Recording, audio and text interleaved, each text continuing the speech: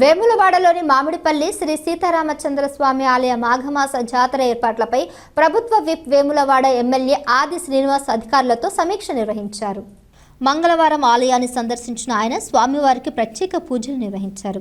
సమీక్షలో జాతరకు వచ్చే భక్తులకు ఎలాంటి ఇబ్బందులు కలగకుండా చలువ పందిళ్లు, తాగునీరు, క్యూ లైన్లు, పార్కింగ్ రవాణా, విద్యుత్, వైద్య సేవలు, భద్రతా చర్యలు పూర్తి చేయాలని అధికారులను ఆదేశించారు. అలాగే ఆలయ అభివృద్ధిలో భాగంగా నూతన కళ్యాణ మండపం, వంటశాల, 10,000 లీటర్ల మంచినీటి ట్యాంకు నిర్మాణాలు చేపడతామని తెలిపారు. వివిధ శాఖల సమన్వయంతో మాఘ అమావాస్య జాతరను విజయవంతం చేయాలని కోరారు. ఇక్కడికి వచ్చారు కాబట్టి వారిని కూడా అట్లాగే మీరు ఇప్పుడు మాట్లాడతారు.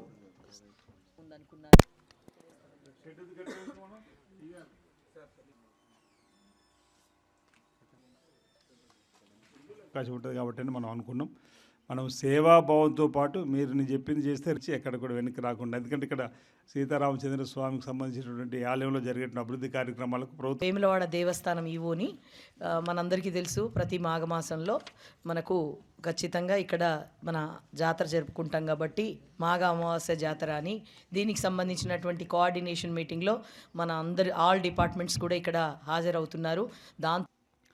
ఈ ప్రాంతంలో మాఘ అమావాస్య వచ్చిందంటే మామిడిపల్లి శ్రీ సీతారామచంద్ర స్వామి ఆలయంలో జరిగేటువంటి జాతర ఉత్సవానికి వేలాది మంది భక్తులు తరలివచ్చేటువంటి క్రమంలో వారికి ఎలాంటి ఇబ్బందులు తలెత్తకుండా చూసేటువంటి కార్యక్రమాన్ని మనం మొదటి నుంచి కూడా ఇటు మామిడిపల్లి గ్రామానికి సంబంధించిన పెద్దలే కానీ కోనరాపేట మండలానికి సంబంధించిన అధికార బృందంతో పాటు